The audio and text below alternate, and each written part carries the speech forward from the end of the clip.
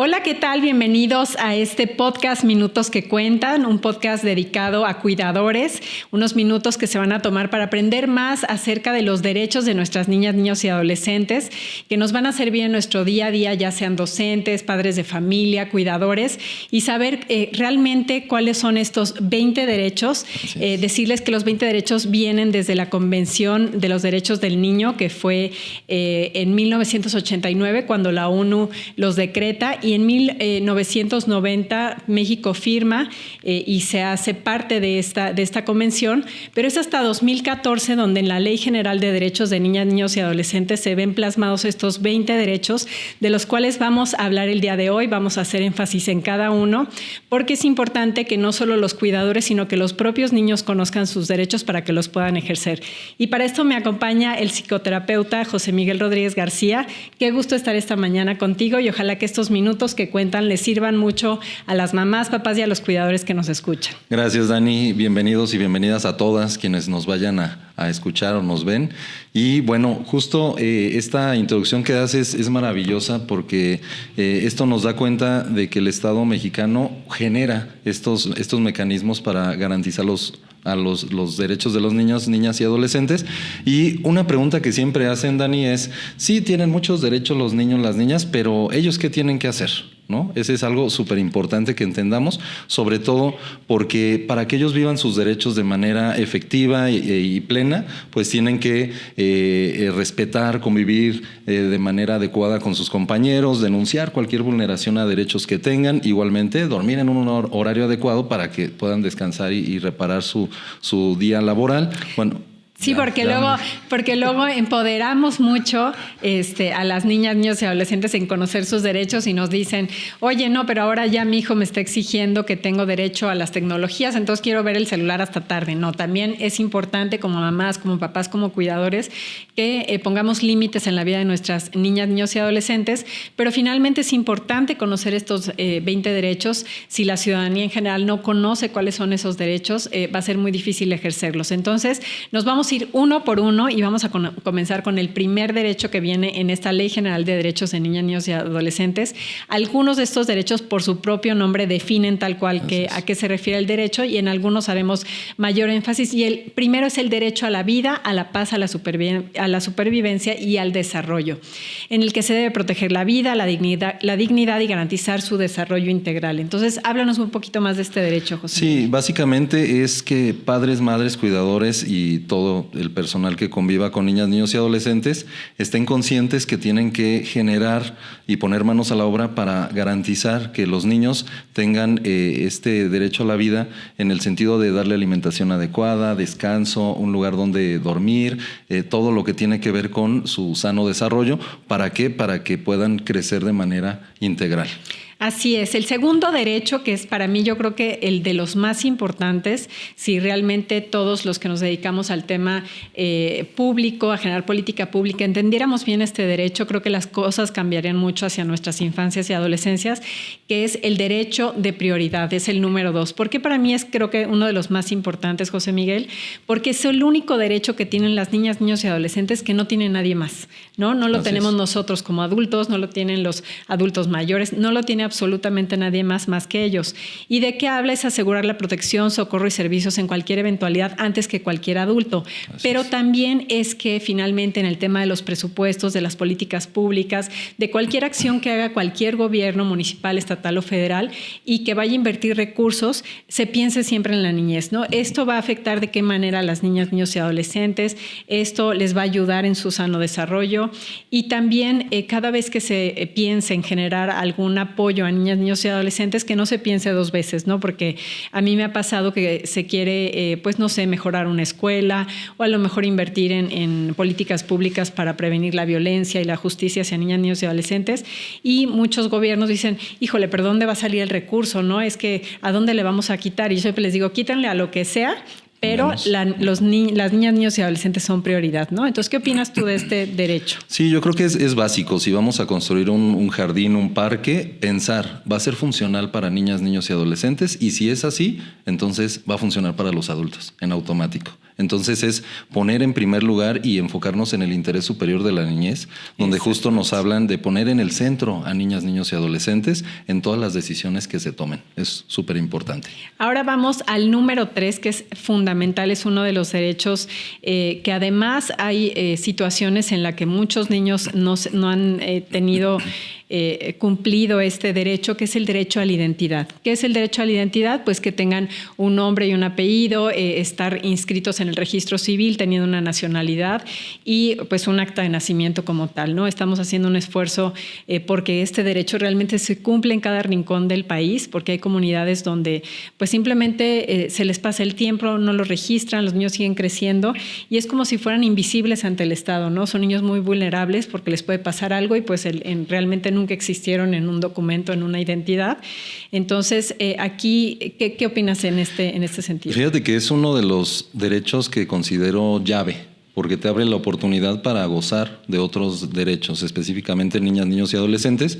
¿Por qué? Porque si yo no tengo acta de nacimiento, obviamente no puedo acceder a la educación, no puedo acceder a la salud y a otros derechos que son súper importantes, que se valoren y se cuiden en niñas, niños y adolescentes. Otra de las cuestiones así básicas y medulares me parece que es el tener ese sentido de pertenencia con la familia. Al tener tus apellidos, dices yo soy de la familia tal y entonces me siento parte de una familia y parte de un sistema donde eso me da seguridad y me da tranquilidad.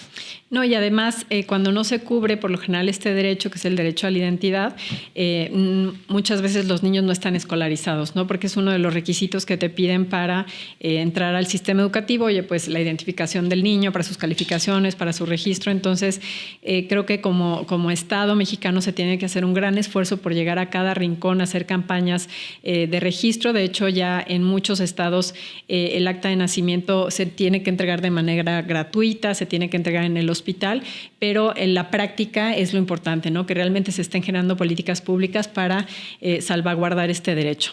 Entonces, bueno, vamos al cuarto derecho, que es un derecho muy importante porque además no solamente es con la familia biológica, pero el cuarto derecho es el derecho a vivir en familia.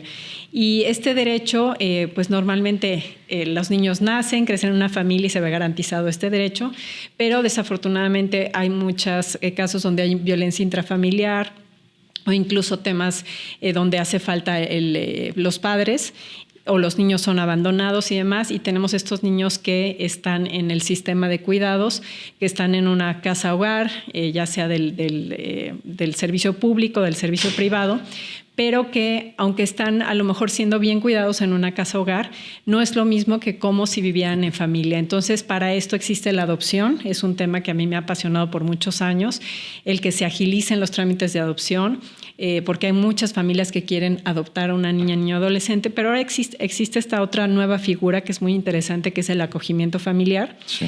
Y el acogimiento familiar, me gustaría extenderme un poquito más aquí, porque luego no lo conocen muchas personas, es el poder acoger en tu familia a una niña, niño, adolescente hasta por 2 años, en lo que esta niña, niño, adolescente es reintegrado ya sea a su familia biológica. ¿En qué casos? Por ejemplo, que la mamá esté en temas de adicciones y esté anexada, y entonces en lo que la mamá sale de esta situación y demás, pues está viviendo en familia. O en lo que es dado en adopción. Entonces, está comprobado, y bueno, tú como psicólogo nos vas a decir que siempre un niño que crece en familia, sus conexiones neuronales son mejores por estos vínculos, por estos apegos. Dicen que algo de lo que más conecta neuronas es la voz humana, y entonces un niño en una casa hogar pues no tiene ese apego, no tiene esa escucha de todos los días. Entonces, háblanos un poquito más, José Miguel, de la importancia de garantizar este derecho a nuestras niñas, niños y adolescentes. Sí, básicamente es fundamental. Es fundamental el crecer en una familia, pero en una familia donde haya armonía, donde haya seguridad, donde haya confianza, donde se les permita ser escuchados a los niños, a las niñas, a los adolescentes. Sobre todo, ¿por qué? Porque nos permite justo, como bien decías, desarrollar conexiones neuronales que tienen que ver con la convivencia, con las relaciones sociales. Evitamos que los niños se bloqueen en sentido de cómo convivo con los demás.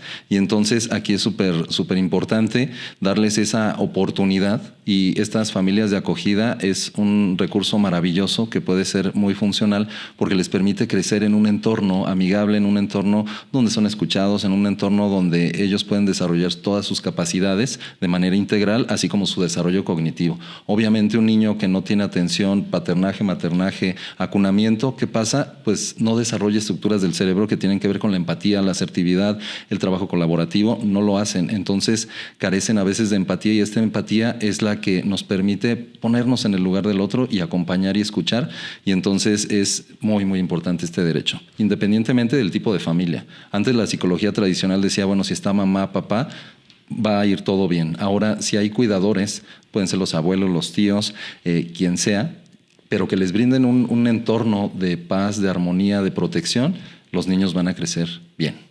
Pues estamos en el cuarto derecho, que es a vivir en familia, y queremos dejarles también aquí en los comentarios o en este podcast información si ustedes escucharon esta parte del acogimiento como familia y quieren acercarse para acoger a una niña, niño, adolescente o iniciar un trámite de adopción incluso. Les dejaremos aquí páginas donde lo pueden hacer, donde pueden apoyar este tema de acogimiento familiar. Así y entonces, bueno, vamos al quinto derecho de nuestras niñas, niños y adolescentes, que es el derecho a la igualdad sustantiva. Niñas, niños y adolescentes tienen derecho al mismo trato, oportunidades para el goce de sus derechos, ¿no? Y este es el tema luego de nuestras niñas y niños, de que ¿quiénes son mejor, las niñas o los niños? Los niños somos más fuertes, no, que las niñas. Entonces es importante desde niños que sepan que hay que darle su lugar a cada género, a cada persona, y que el trato tiene que ser igual de digno para todos. Sí, sobre todo porque somos humanos, independientemente de nuestra elección de género o sexo. Finalmente, los colores, yo siempre les digo a las niñas, a los niños, no definen un género, las carreras tampoco, y entonces es súper importante entender que somos humanos y tenemos la misma dignidad independientemente de, y cada uno tiene habilidades diferentes y especiales, y eso es maravilloso porque justo nos complementa. Y entonces justo escuchaba un podcast de Eduardo Calixto y decía que el cerebro del hombre es más pesado que el de la mujer, pero que la mujer, justo al ser un cerebro más pequeño, tiene mayores conexiones neuronales. Entonces dice, no es un tema de inteligencia, es un tema de desarrollo. Hay una parte del cerebro que justo permite mayor conexión entre los hemisferios, y esta conexión le permite acceder a más información. Y los hombres y las mujeres sí tenemos una fisiología diferente, pero finalmente somos humanos. Y cómo esto es importante inculcarlo desde el hogar, desde el trato a nuestras hijas, a nuestros hijos, porque luego a veces es, a ver, tú que eres la niña, no, tú ponte a ayudarme en la cocina, ponte a ayudarme a ciertos cuidados que se han estereotipado hacia las mujeres. Entonces, no, yo creo que las que somos mamás de hijos varones tenemos una gran tarea de que le entremos todos parejos a la casa para no generar este tema desde el hogar de las diferencias, ¿no? Sino que todos tenemos que tratar de ser iguales, esta famosa igualdad sustantiva, y que está garantizada aquí también en nuestra ley. Entonces vamos al sexto derecho.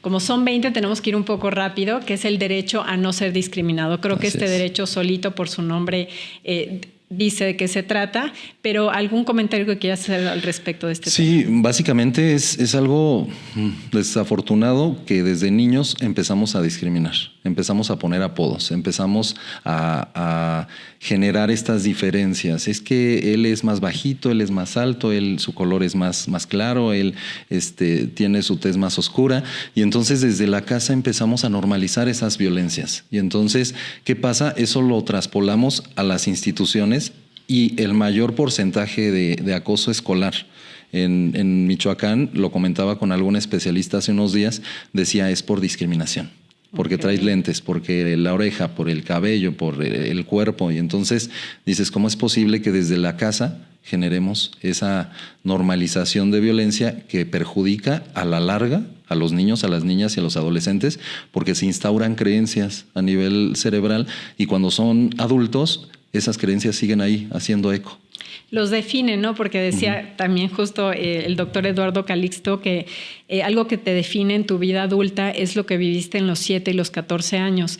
Muchos psicólogos, personas que se dedican al tema de las infancias dicen que la primera infancia es fundamental y desde luego de los 0 a los 6 es muy importante porque es donde se generan más del 80% de las conexiones neuronales. Entonces es muy importante en esa etapa la estimulación temprana, los vínculos, las conexiones. Pero ¿qué pasa de los 7 a los 14 años? Ya están formadas casi todas tus conexiones neuronales, entonces ya estás consciente de lo que vives. Entonces, ¿qué te pasó de los 7 a los 14 años? ¿Fuiste bulleado? ¿Te decían esto en tu casa? ¿Viviste violencia en el hogar? Eso te va a marcar para tu vida futura y son cosas que a lo mejor vas a tener que tratar después con un psicólogo para poder ir sanando. Entonces, qué importante esta parte de generar campañas a través de CIPINA, que tanto José Miguel y yo formamos parte de esta hermosa institución. Así Llevamos justamente campañas a las escuelas para evitar la violencia escolar. Si quieren información también la dejaremos aquí en los comentarios en alguna escuela que quieran que llevemos estas pláticas, pero es un derecho muy importante que se inculque desde edades tempranas para que en la vida adulta, pues esto que viviste entre los 7 y los 14 años no se repita, ¿no? Sí, sobre todo porque justo es cuando se forman los patrones de conducta. Entonces, lo que vivas en la adolescencia, en la primera infancia, va a tener un impacto muy fuerte. Y lo que eduquemos en la infancia, ¿qué va a suceder? Hay que reforzarlo en la adolescencia, porque hay un tema que se llama podas neuronal, que tiene que ver con todo lo que no uso, lo desecho. Y entonces es súper importante reforzar, estar con los hijos. Muchas veces dicen los papás, ya es adolescente, ya que vaya solo y que haga lo que quiera. No, aguas. Esto tiene que ser hasta después de los 21 o 25, de acuerdo a su desarrollo de la corteza prefrontal. Bueno, vamos al siguiente derecho, que es el derecho a vivir en condiciones de bienestar y a un sano desarrollo integral. Esto también el propio nombre lo define, pero platícanos un poco más de este derecho. Sí, aquí básicamente es darles una alimentación adecuada. Es básico que evitemos los refrescos que tienen muchísima azúcar. Los niños no lo necesitan. La sal, todo esto, yo siempre les digo, el paladar de los niños cuando nacen es virgen. Y entonces nosotros desde nuestro adultocentrismo, desde nuestra lógica decimos, ¿sabes qué? Hay que ponerle azúcar a tal comida para que le sepa, o hay que ponerle sal. La verdad es que no es necesario. ¿Por qué? Porque no está diseñado el organismo para requerir esas situaciones, ¿no? de azúcar y de sal. Igualmente el tema que tiene que ver con el vamos a hacer ejercicio, el descansa a tus horas, el convive de una manera respetuosa, el evito decirte palabras altisonantes. ¿Por qué? Porque sé que te lastiman y sé que van a dejar ahí una herida bien profunda que se va a reflejar en la adultez. Entonces, es buscar todos los mecanismos necesarios para brindar un acompañamiento integral a niñas, niños y adolescentes. Toma agua, consume alguna fruta, verduras, es súper importante. Entonces, tenemos que generar todas las condiciones para que los niños, las niñas crezcan de manera integral. Qué importante, ¿no? Al final creemos que la alimentación no afecta a nuestro cerebro, a nuestro desarrollo, pero pues bien dice, ¿no? Que el intestino es el segundo cerebro y a veces creemos que una depresión es porque tuviste traumas de niño, adolescente y resulta que no, que estás mal de tu microbiota, ¿no? Entonces, qué importante es enseñarle a las niñas, niños y adolescentes a alimentarse bien, a tener este desarrollo integral, a hacer deporte y que ellos estén conscientes que esa alimentación los va a ayudar a ser más inteligentes, a estar más estables, a no estar irritables, ¿no? Entonces, algo muy interesante. Pues vamos al siguiente derecho, que es el derecho a una vida libre de violencia y a la integridad personal. Creo que este derecho es fundamental y es algo que tenemos que trabajar muchísimo en nuestro país porque necesitamos una justicia más pronta, más expedita hacia nuestras niñas, niños y adolescentes que están sufriendo violencia. Y para garantizarlo, existe un área clave en los gobiernos, que es la Procuraduría de Protección de Niñas, Niños y Adolescentes. Les vamos a dejar un video que explica exactamente qué hace una Procuraduría de Protección de Niñas, Niños y Adolescentes. Vamos al video y seguimos platicando de este tema.